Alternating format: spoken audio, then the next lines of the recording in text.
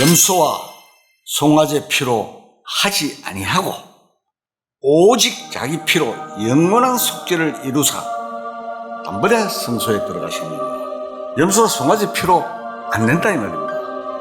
오직 자기 피로, 예수 그리스도의 피로 영원한 속죄를 이루다. 영원한 속죄라 하는 것은 과거, 현재, 미래가 영원한 속죄를 이루어졌다. 하나님 앞에는 예수님을 말미암아 이미 완전히 제사가 드려졌습니다. 2000년 전에 오신 예수님을 통해서 하나님 앞에 완전한 제사가 드려졌습니다. 예수님과 함께 있는 자는 성전 안에 있는 자고 예수님과 함께 있는 자는 죄가 없습니다. 예수님과 함께 있는 자는 이제 영원히 쉬는 것입니다. 그리스도 안에 있는 자에게는 결코 정죄함이 없다고 하셨습니다. 모든 죄는 예수 그리스도 안에서 이제 완전히 끝이 났습니다.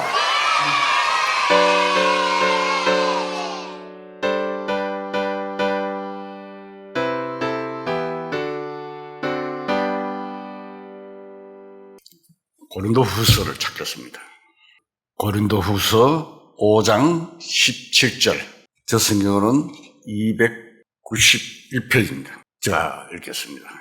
그런즉 누구든지 그리스도 안에 있으면 새로운 피조물이라.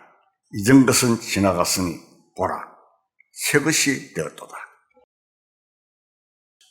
신앙생활이란 그리스도 안에 있는 생활입니다. 오늘 시간, 말씀드린 시간을 자세히 들으면은, 거듭남의 비밀과 또 정말 신앙생활이 무엇인지 알게 된 좋은 기회가 될 것입니다. 사람들은 신앙생활에 대해 오해하고 있습니다. 사람들은 자라온 그대로 도덕적으로 살고 또 죄 안 짓고 살고 있는 것을 신앙생활인지 잘못 생각할 경우가 많습니다. 사람의 삶이 그러한 삶이 아니고 그리스도 안에 들어간 삶이냐 그리스도 밖의 삶이냐 이것입니다. 어떻게 정직하게 도덕적으로 열심히 있는 기도 생활, 예배에 참여를 잘하는 생활이 아니라 그리스도 안에 사느냐, 밖에 사느냐입니다. 그리스도 밖에서도 열심히 기도를 할 수 있고 또 찬송도 할 수 있고 또 예배에 열심히 참여할 수도 있습니다. 또 정직할 수도 있습니다. 그러나 그러한 것이 진정한 신앙생활이 아닙니다. 이 세상에는 아무런 신앙을 가지지 않고도 도덕적으로 경건하게 사는 사람들이 얼마든지 있습니다. 우리가 뉴스를 통해서 여러 가지 미담도 많이 있습니다. 그러나 바른 신앙생활은 그리스도 안에 살아야 합니다. 그런데 어떤 사람들은 그리스도 안에 사는 것은 별것이 아니라고 생각하고 예수 믿고 기도 생활하는 것, 주일이면 교회 가서 헌금을 잘하고 하는 것이 그리스도 안에 사는 것이 아니고 무엇이냐라고 반문할 수 있습니다. 그러나 그리스도 안에 사는 것은 어느 날 이 세상에서 그리스도 안으로 들어가야 되는 것입니다. 참으로 이 사실은 말로 설명하기가 매우 어려운 사실입니다.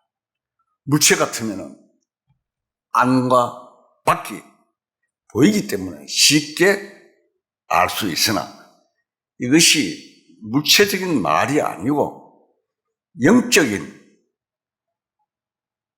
일이기 때문에 말로 설명하기가 참 어렵습니다. 설명해도 잘 알 수가 없습니다. 3년간이나 예수님께 함께 다니던 제자들도 아직 주님 안에 있는 것이 무엇인지 알 수 없었기 때문에 주님께서 말씀하셨습니다. 그날에 너희가 내 안에, 내가 너희 안에 있는 것을 너희가 알이야 라고 말했습니다. 요한복음 봅시다. 요한복음 14장 20절이 되겠습니다. 요한복음 14장 20절, 저 성경으로는 172페이지입니다. 앞에 시간을 좀 빼먹기 때문에 빨리빨리 좀 진행을 하겠습니다. 20절 읽겠습니다. 그날에는 내가 아버지 안에, 너희가 내 안에, 내가 너희 안에 있는 것을 너희가 알리라. 주님이 제자들한테 하신 말씀입니다. 그래서 제자들한테 같이 있으면서요. 자, 그러면은 주님이 말씀하신 그날은 언제입니까? 그날이죠. 그날에는 내가 아버지 안에. 그날이 언제입니까? 그날은 바로 오순절날을 가리켜 말씀하신 것입니다. 성령이 오시면 제자들이 성령을 받게 될 때 비로소 영어로 그 사실을 알게 된 것입니다. 성령으로 아니면 결코 알 수 없습니다. 양심적으로 생각해 보면 알 수가 있게 됩니다. 보통 때는 내 생각, 내 마음대로 살다가 주일에는 성경을 끼고 찬송을 끼고 교회 가서 잠깐 예배에 참석하고 와서는 재미나는 즐거움으로 하루를 살아갑니다. 결국은 주일도 1시간 예배 시간뿐이고 전부가 내가 원하고 즐거워하는 대로 살았습니다. 그래도 그리스도 안에 사는 것입니까? 그리스도 안에 산다는 것은 예배가 아니고 삶입니다. 생활 자체인 걸 말하는 것입니다.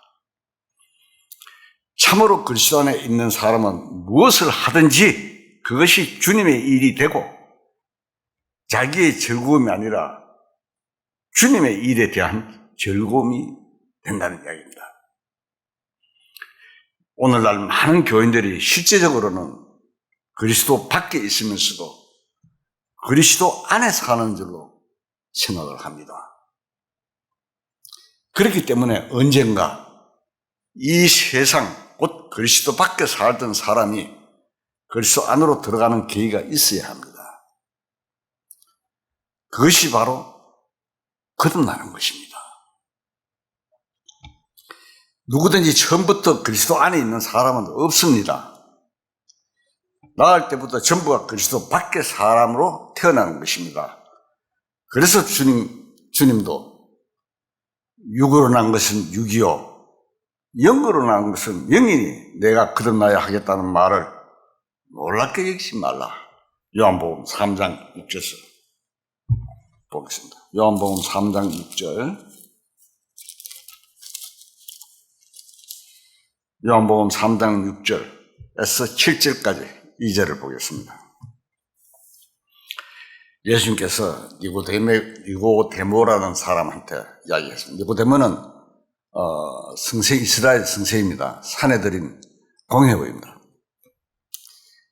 그 사람이 예수님께 이제 묻고 하던 이야기를 기록을 해놨습니다.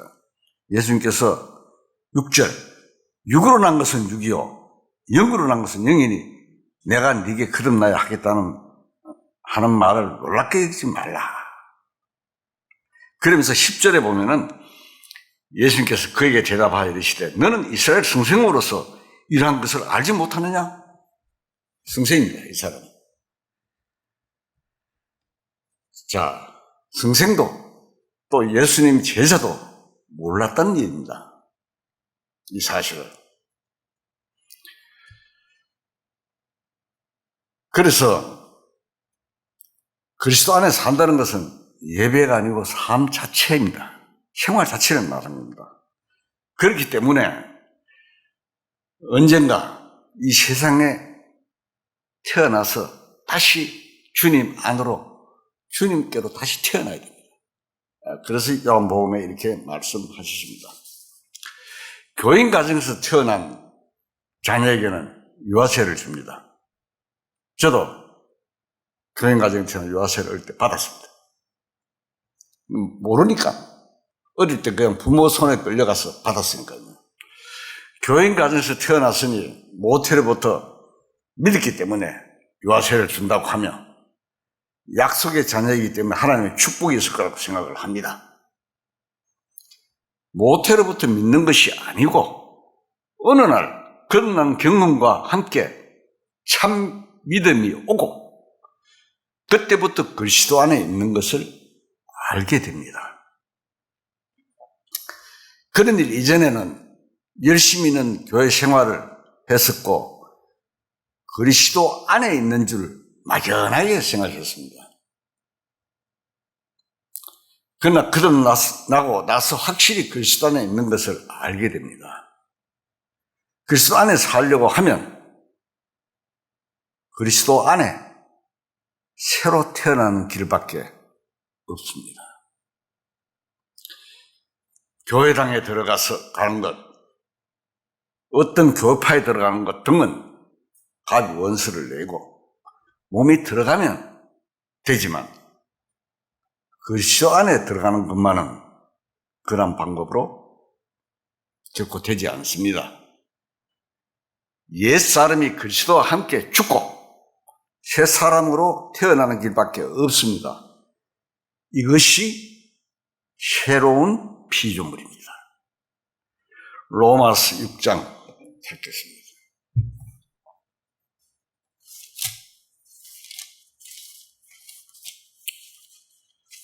로마서 6장 6절. 저 성경은 246페이지입니다. 제가 읽겠습니다.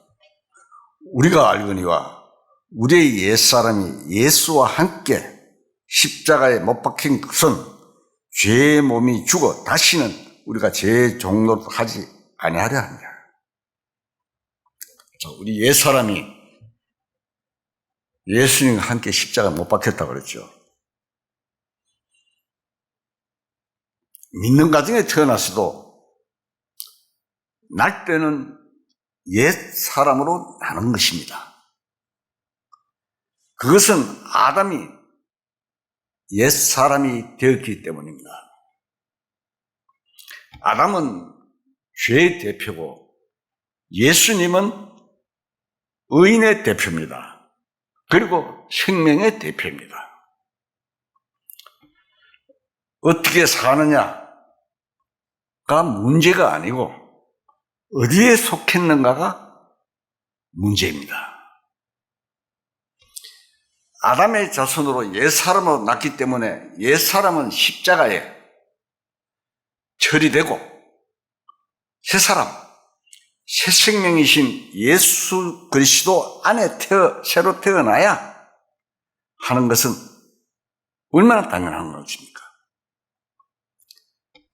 죄인으로서 태어나서 그리스도 안에 새로 태어나지 않고는 그리스도인도 될 수 없고 그리스도 안에 살 수도 없습니다. 안 그렇습니까? 교회 다니고 있고 믿고 믿는 사람처럼 행동하고 그리스도 안에 사는 사람 같으나 천국으로 가는 날에는 허락되지 않습니다.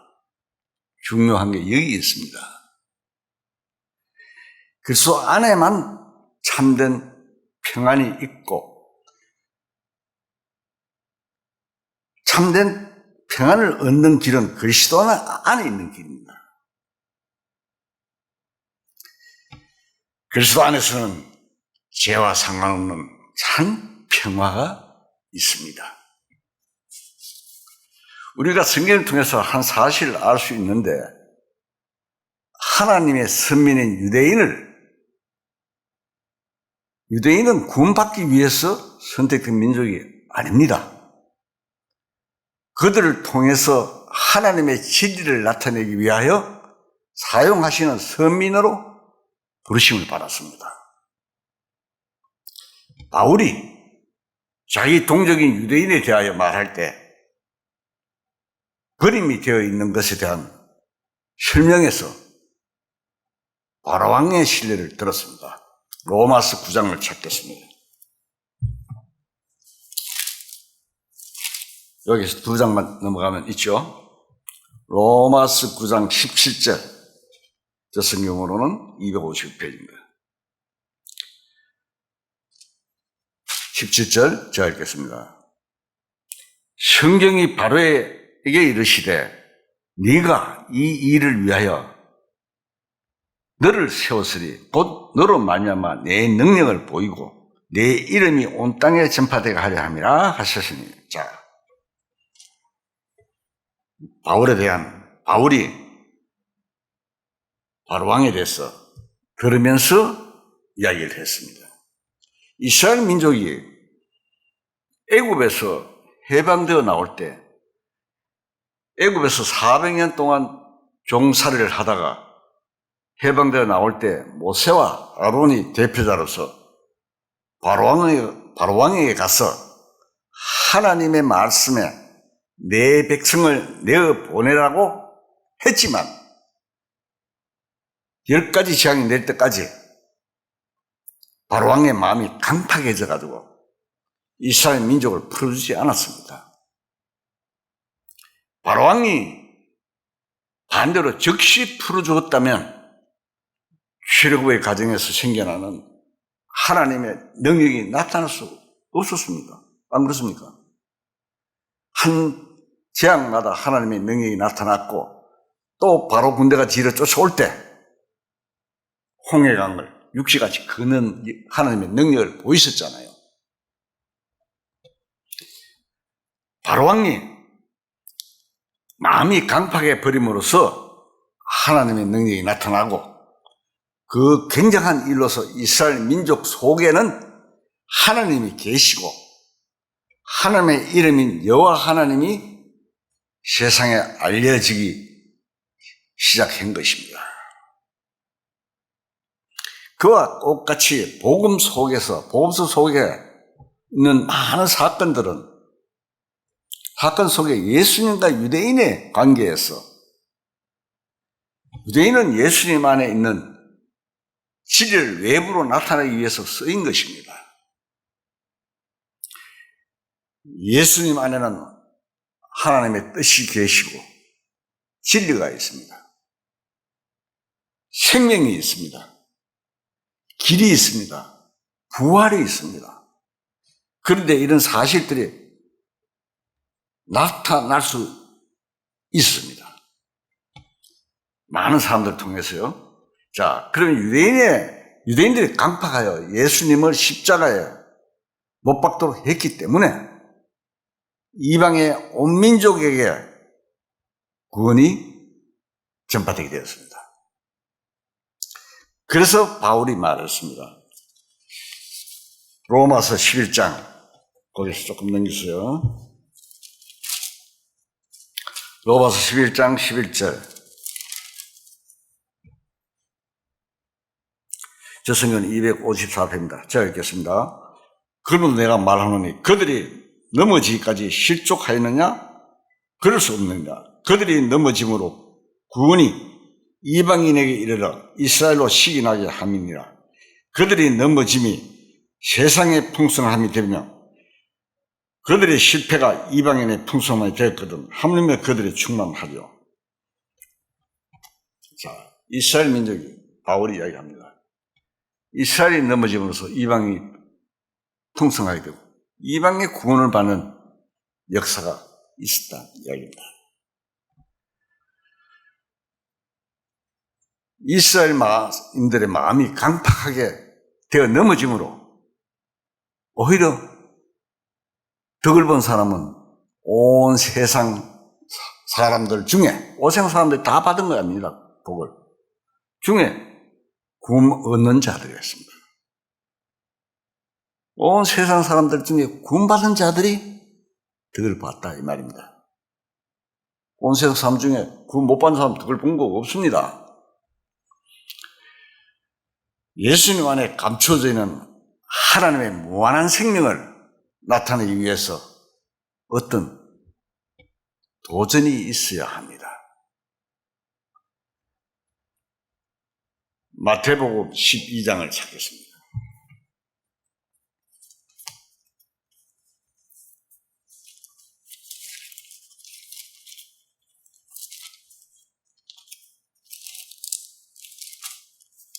마태복음 12장 13절.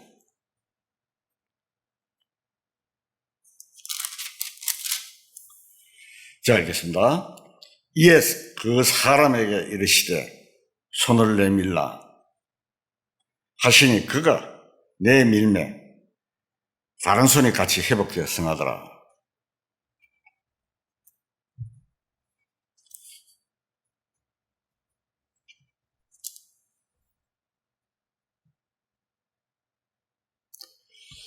사람 속에는 이 죄가 도사리고 있습니다. 그것이 평소에 아무 일이 없을 때는 그릇 속에 찌꺼기가 가라앉아 있는 것처럼 조용하다가 무슨 일이 생기면 그것이 일어나기 시작합니다. 사람들이 다음과 같이 말합니다. 가만히 있는 사람을 왜 건드려가지고 사람 속을 뒤집어 놓느냐고 화내고 소리칩니다. 그것이 가만히 있을 때는 찌꺼기가 가라앉아 있음을 스스로 잘 말해줍니다. 이 컵이 있으면 이 속에 찌꺼기가 담겨 있으면 가라앉았을 때 맹물입니다. 그러니까 젓가락으로나 막대기로 젓으면 올라오잖아요. 사람 마음이 그렇다 이 말입니다. 그걸 표현하는 것입니다. 본로 마음에는 가득히 쌓여있는 것이 있습니다. 그것이 죄입니다. 그러한 것이 기회가 있을 때, 즉 상대되는 사람에 의해서 나타납니다. 예수님 안에는 선만이 쌓여 있습니다. 예수님 안에는 하나님의 진리와 하나님의 말씀이 있습니다. 그렇기 때문에 말씀이 육신되어 이 세상에 오신 것입니다. 요한복음 1장 14절 한번 봅시다.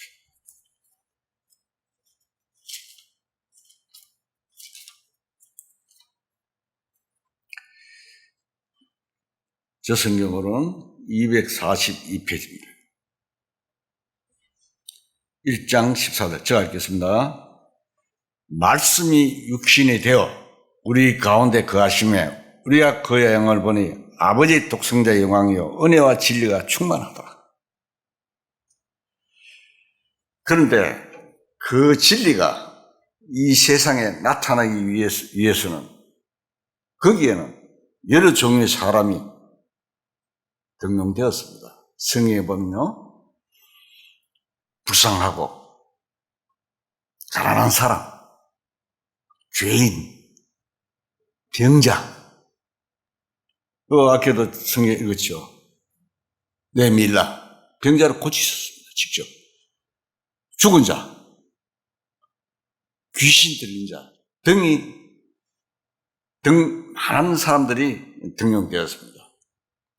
이러한 여러 종류의 사람들로 특히 결정적 역할을 한 것은 바리새인들이며 그때마다 예수님 속에 깊이 감추인 진리가 나타나게 되었습니다.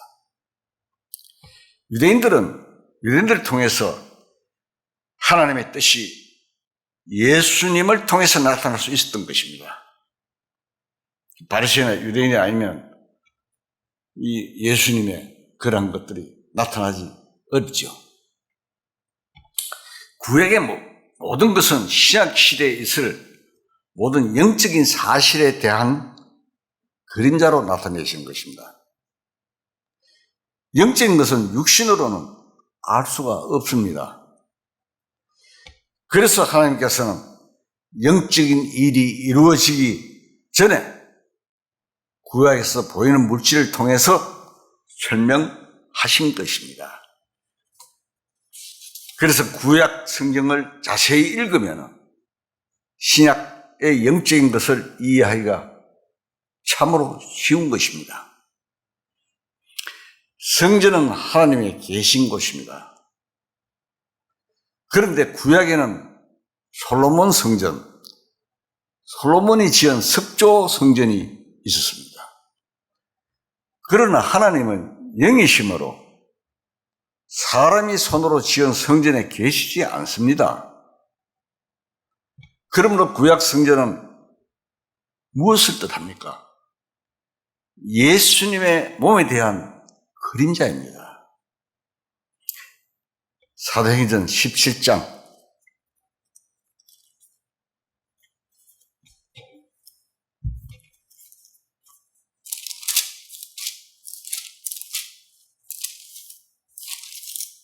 사도행전 17장 24절. 저성경은 217페이지입니다. 제가 읽겠습니다. 우주와 그 가운데 있는 만물을 지으신 하나님께서는 천지의 주제시니 손으로 지은 전에 계시지 아니하시고, 성경 말씀에 기록되어 있죠. 여러 가지 내용들이 많지만 시간상에 제가 그 내용만 소개했습니다. 구약에는 양을 잡고 소를 잡아가지고 제사를 드렸습니다. 하나님께서는 양과 소의 피를 받으시고 만족하실 수 없습니다. 그래서 예수님이 인생의 죄를 위하여 대신 제물이 되시는 하나님의 어린 양이었습니다. 하나님 앞에 아론 계통의 제사장이 있었으나 참 대제사장이신 예수님의 그림자입니다. 예수님의 육신은 하나님의 모든 신성이 깃들어 있는 곳입니다. 골로새서 2장 9절에 보면 그 내용이 나옵니다. 또 그는 보이지 않은 하나님의 형상이시요 라고 기록을 했습니다. 골로새서 한번 봅시다.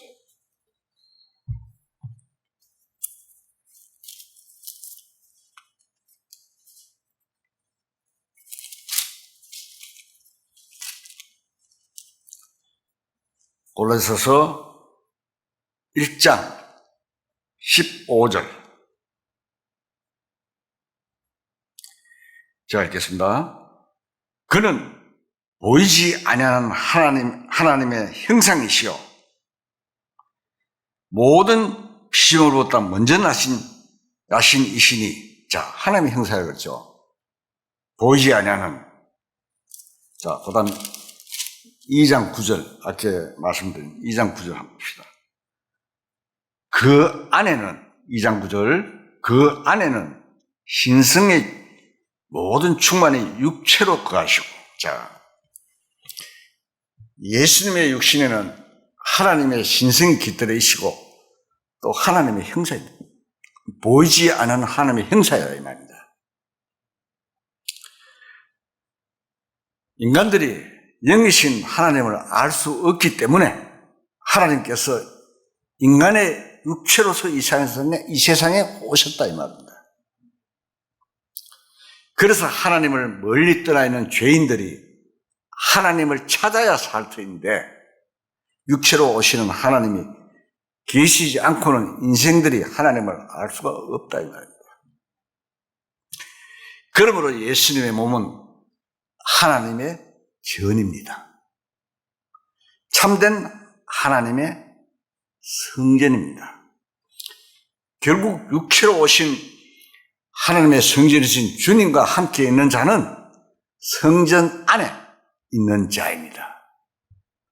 하나님의 성전 안에는 제물을 제사장을 통해서 받을 수 있는 것을 그림자입니다.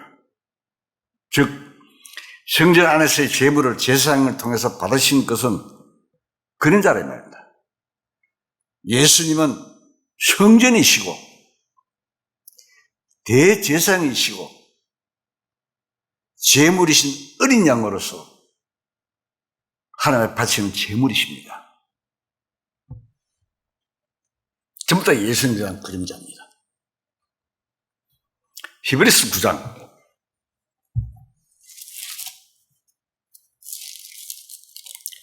히브리서 9장 12절 361페이지입니다. 이런 성경 말씀을 소개할 때 아멘 하고 받아들이면 됩니다. 염소와 송아지 피로 하지 아니하고 오직 자기 피로 영원한 속죄를 이루사 단번에 성소에 들어가십니다.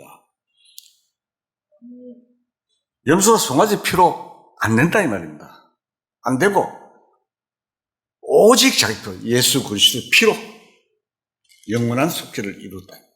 영원한 속죄를 하는 것은 과거, 현재, 미래가 영원이라는 이야기입니다. 영원한 속죄를 이루어 주시다 이 말입니다. 하나님 앞에는 예수님을 말미암아 이미 완전히 제사가 드려졌습니다. 2000년 전에 오신 예수님을 통해서 하나님 앞에 완전한 제사가 드려졌습니다. 예수님과 함께 있는 자는 성전 안에 있는 자고 예수님과 함께 있는 자는 죄가 없습니다. 예수님과 함께 있는 자는 이제 영원히 쉬는 것입니다. 그리스도 안에 있는 자에게는 결코 정죄함이 없다고 하셨습니다. 모든 죄는 예수 그리스도 안에서 이제 완전히 끝이 났습니다.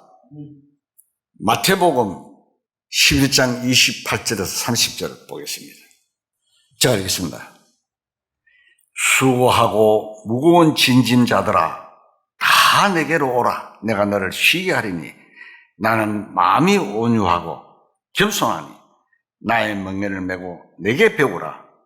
그리하면 너희 마음이 힘을 얻으리니 이는 내 멍에는 쉽고 내 짐은 가벼움이니라 하시니라.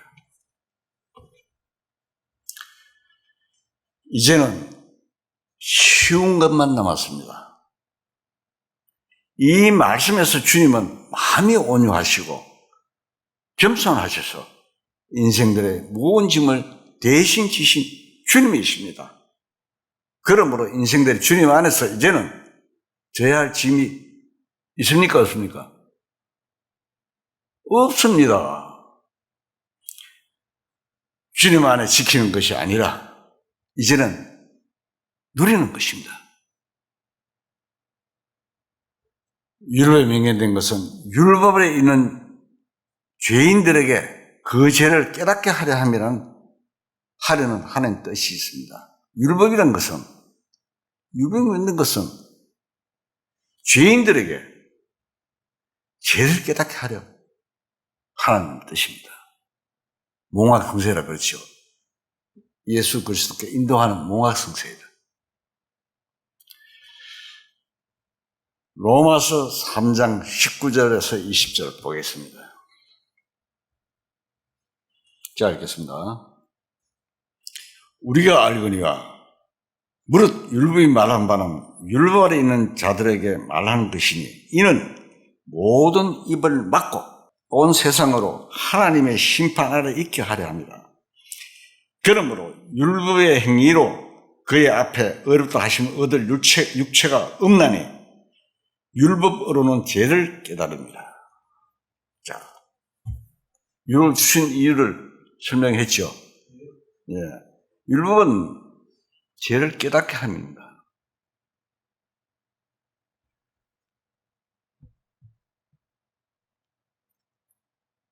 로마서 3장 이제 읽었지만은 이 율법이 말한 바는 율법에 있는 자에게는 말해서 하나님의 심판과 죄인임을 알게 하는데 목적이 있으며 율법으로 갖다 대면, 자기가 어렵다 하면 율법을 갖다 대면 입을 다물게 합니다. 말을 할 수가 없잖아요, 율법 앞에. 율법은 하나님 앞에서 자신이 어렵지 못한 죄인임을 인정하고 입을 다물게 합니다. 창세기 2장 찾겠습니다. 창세기 2장 2절.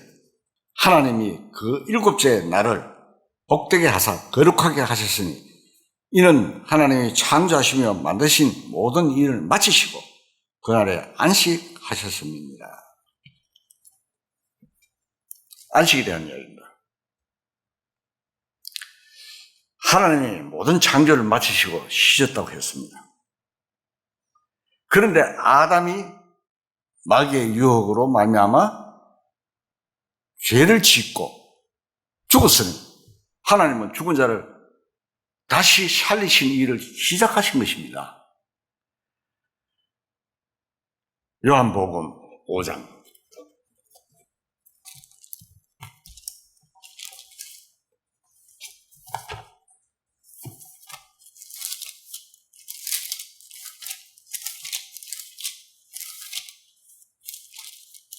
요한복음 5장 17절.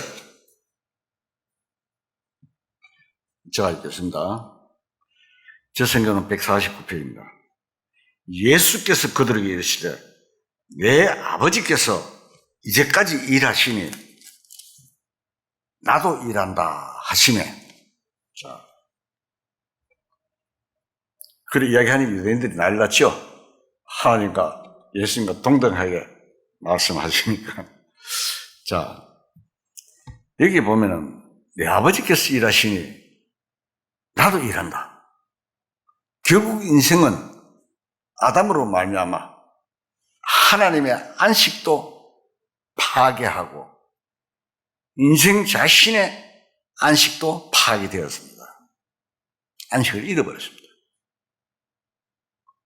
이런 죄의 상태를 알게 하는 것이 안식일을 지키는 계명입니다.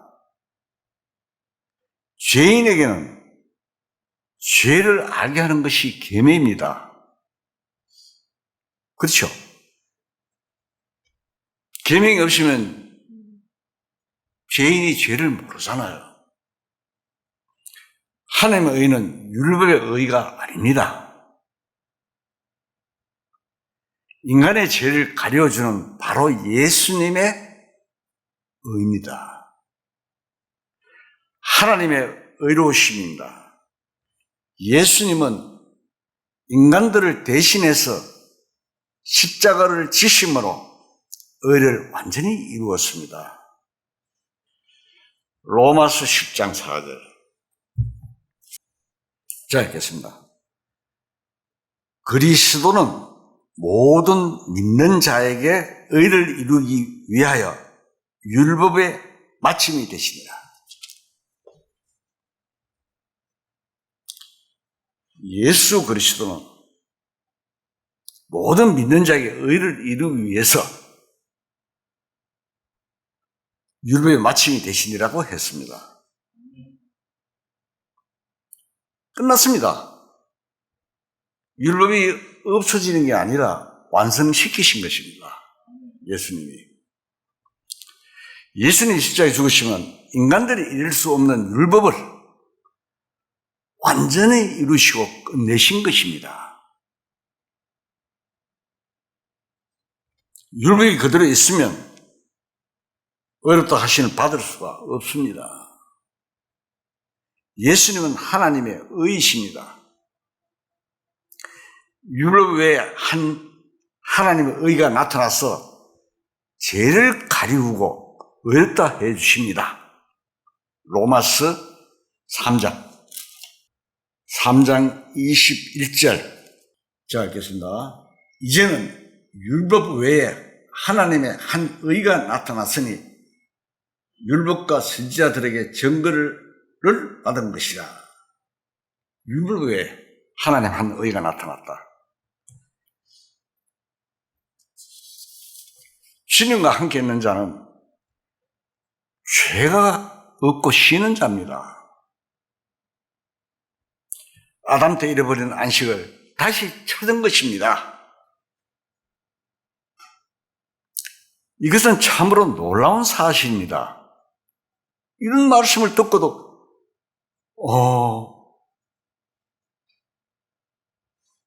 아담 때 잃어버린 안식을 다시 찾았다 이 말입니다. 이것은 참으로 놀라운 사실이 아닐 수가 없습니다. 그러나 유대인들의 눈에는 이 사실이 숨겨져 있습니다. 아담에서 잃어버린 안식을 다시 찾아주려고 오신 주님을 그들은 알아볼 수 없었고 그들의 눈에는 가려져 있었습니다. 그래서 예수님은 예루살렘을 향하여 눈물을 흘리면서 말씀하신 적이 있습니다. 누가복음 19장 41절에서 42절까지 자 읽겠습니다. 가까이 오사 성을 보시고 우시며 이르시되 너도 오늘 평화에 관한 일을 알았더라면 좋을 뻔하였거니와 지금 내 눈에 숨겨졌도다. 예수님께서 유대인들한테 예루살렘 성을 보시면서 우시면서 하신 말씀입니다.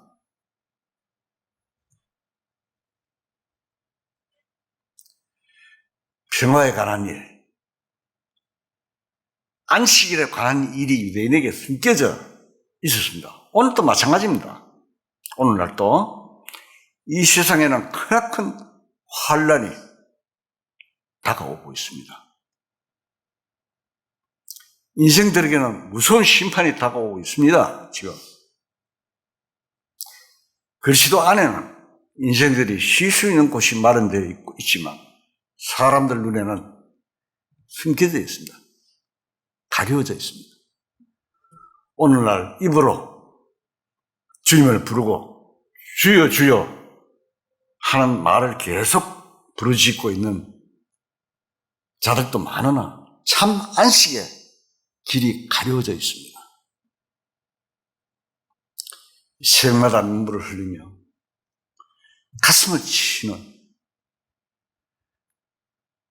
치는 자들이 믿음이 좋은 것 같으나 그들의 안식이 가려져 있습니다. 새벽마다가 울부짖고 가슴 치고 기도하는 믿음이 좋은 것이지만 희망은 아니다 이 말입니다. 회개하는 소리에 가슴을 조이며 하염없이 눈물을 흘리고 그런 자에게도 아직도 안식이 가려져 있습니다. 헌금을 많이 해서 축복을 기다리는 마음, 그것도 안식이 가려져 있는 것입니다. 예수 믿는 것은 참으로 자세히 들어야 됩니다. 예수 믿는 것은 참으로 제사함에서 오는 양심의 평화입니다. 찬송가 속에서도 그런 내용이 있잖아요. 부르면서도 그냥 넘어가잖아요. 옥중에 매인 성도나 양심은 자유 얻었네. 그런 찬송 있잖아요. 참으로 양심에 자유가 와야 됩니다.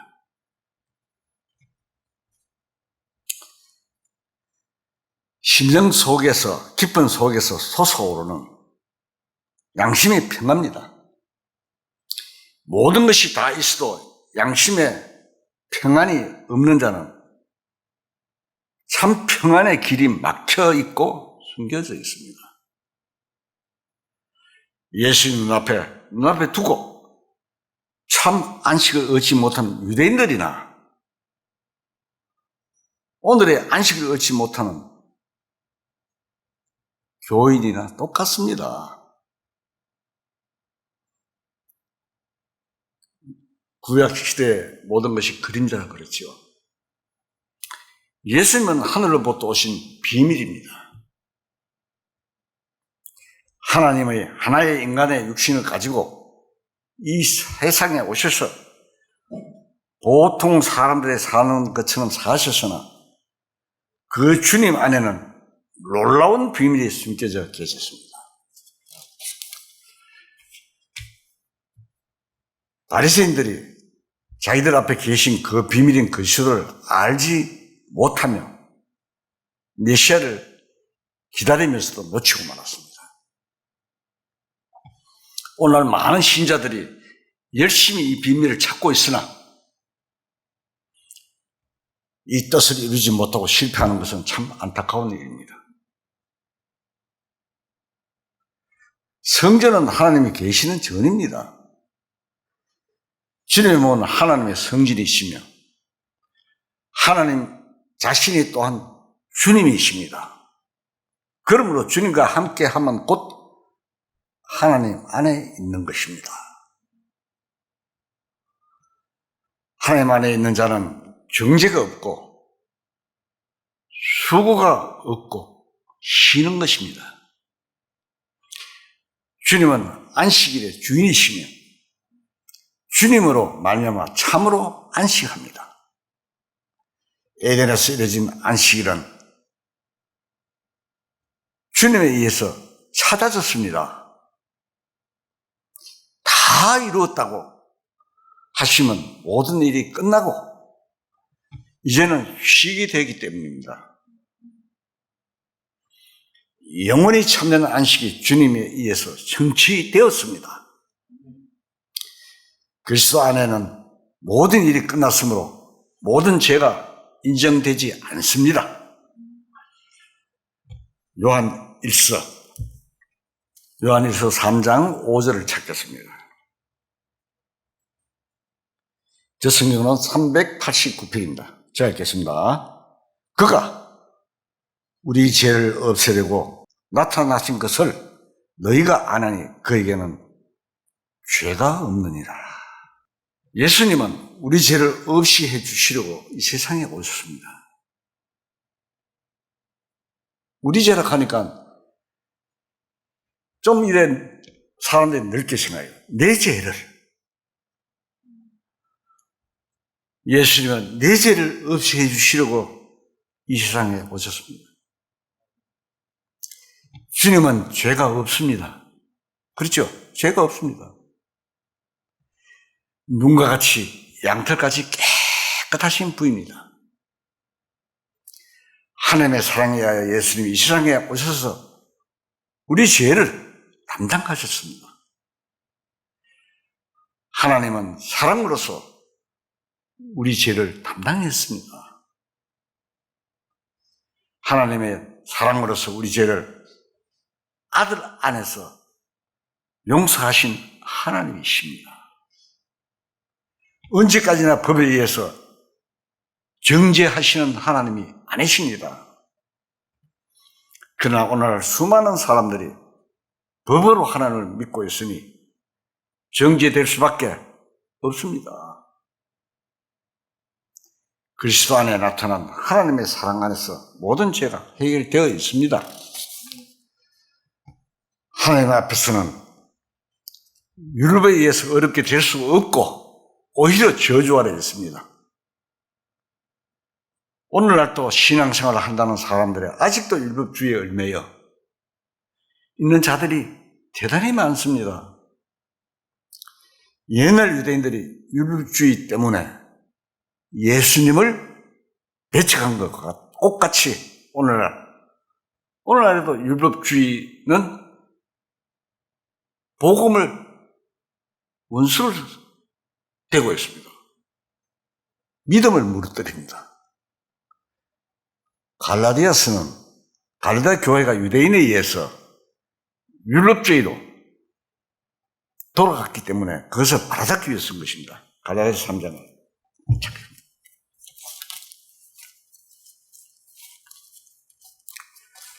갈라디아서 3장 2절. 저 성경으로는 303페이지입니다. 자, 읽겠습니다. 내가 너희에게서 다만 이것을 알려 하노니 너희가 성령을 받은 것이 율법으로 행위냐 혹은 듣고 믿음으로냐. 너희가 이같이 어리석으냐. 성령으로 시행하다가 이제는 육체로 마치겠느냐. 유대인들이 와서, 유럽주의자 유대인들이 와서 갈라디아 교회에 들어와서 믿음을 파괴하는 거예요. 그래서 이 갈라디아서는 갈라디아 교회에 대해서 율법으로, 성령으로 구원을 받고 율법으로 살아가는 것을 가르치는 이야기입니다. 잘못됐다고.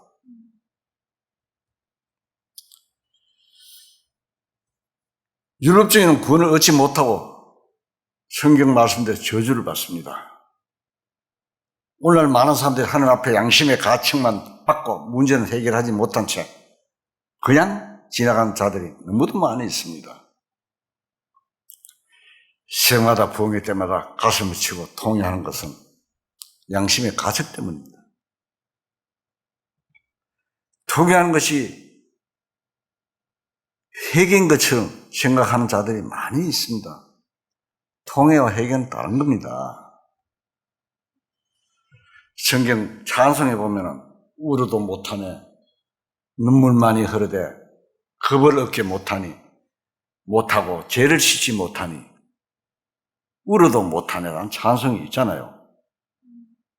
운다고 되게 되는 게 아닙니다. 눈물 많이 흘린다고. 어릴 때 저희들도 많이 불렀어요, 이 찬송을. 부르면서도 그 찬송이 무엇인지 모른다 이 말입니다.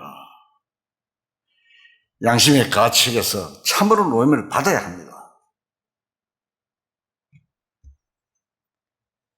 그리스도에 있는 자에게는 자유가 있습니다. 로마서 8장. 저 성경은 248페이지입니다. 로마서 8장 1절 제가 읽겠습니다. 그러므로 이제 그리스도 예수 안에 있는 자에게는 결코 정죄함이 없나니. 이렇게 해줘도 몰라.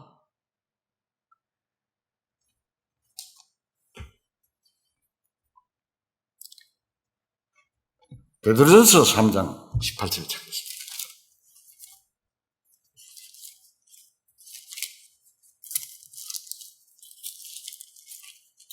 베드로전서 3장 18절.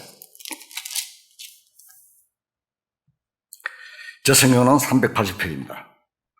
제가 읽겠습니다. 그리스도께서도 단번에 죄를 위하여 죽으사 의인으로서 불의한 자를 대신하였으니 이는 우리를 하나님 앞으로 인도하려 하십니다. 육체로는 죽임을 당하시고 영으로는 살리심을 받으셨으니.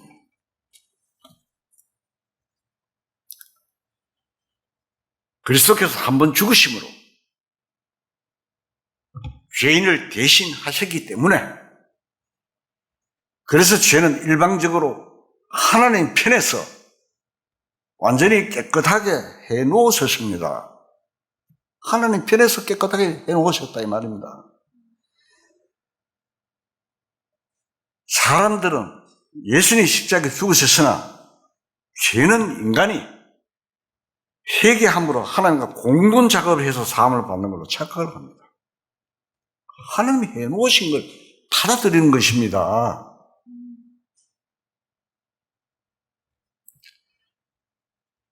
그것은 전혀 사실과 다릅니다. 내가 뭘 열심히 해서 이거를 해결한다?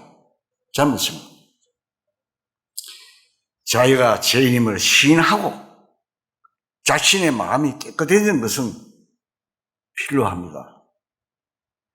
구원을 준비하시는 것은 하나님 편에 단독 일입니다.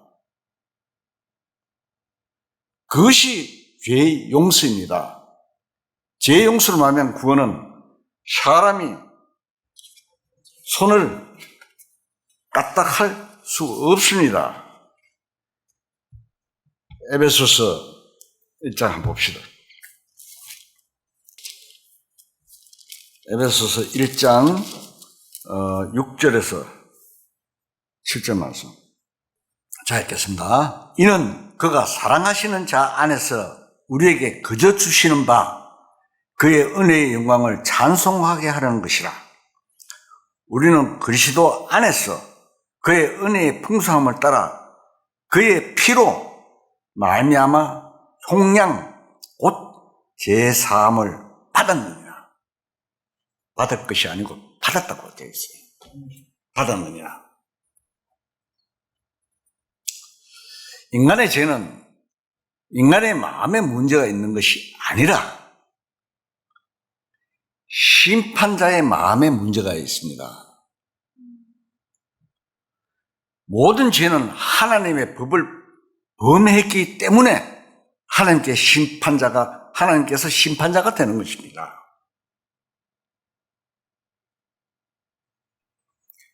그래서 하나님께서는 예수 그리스도 말미암아 하나님 마음에 만족하셨습니다. 그러면 이제는 마음 놓고 하나님 앞에 가게 됩니다. 하나님의 법을 어기기 때문에 하나님이 심판을 하시는 겁니다. 이제 마지막으로 이사야서 한 장 찾고 끝내겠습니다. 이사야서 44장 22절 자 계십니다. 내가 네 허물을 빽빽한 구름같이 네 죄를 안개같이 없이 하였으니 너는 내게로 돌아오라. 내가 너를 구속하였음이니라. 하나님께서 이제 돌아오라. 다 됐다고. 다음 주에 좀 더 상세하게 설명을 하겠습니다. 다 같이 기도하시겠습니다.